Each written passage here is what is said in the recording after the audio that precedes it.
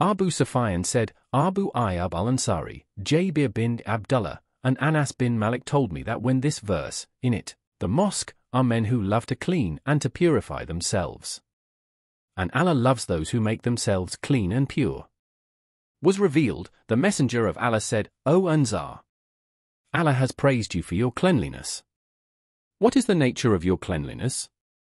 They said, we perform ablution for prayer, and we take bath to cleanse ourselves of impurity due to sexual activity, and we clean ourselves with water after urinating.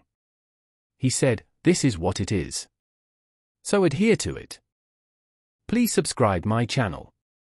Narrated Salih bin Abi Hassan, I heard Sa'id bin Musayyib saying, indeed Allah is Tayyib, good, and He loves Tayyib. What is good? And He is Nazif, clean, and He loves cleanliness. He is Kareem, kind, and He loves kindness. He is Jawad, generous, and He loves generosity. So clean, I think He said, your courtyards, and do not resemble the Jews.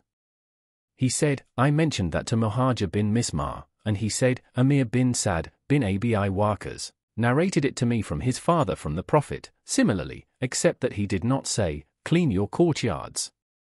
Please subscribe my channel. Aisha reported that Allah's apostle went out one morning wearing a striped cloak of the black camel's hair. That there came Hassan bin Ali.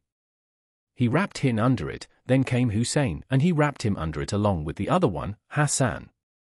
Then came Fatima, and he took her under it, then came Ali, and he also took him under it, and then said, Allah only desires to take away any uncleanliness from you, O people of the household, and purify you, thorough purifying. Please subscribe my channel.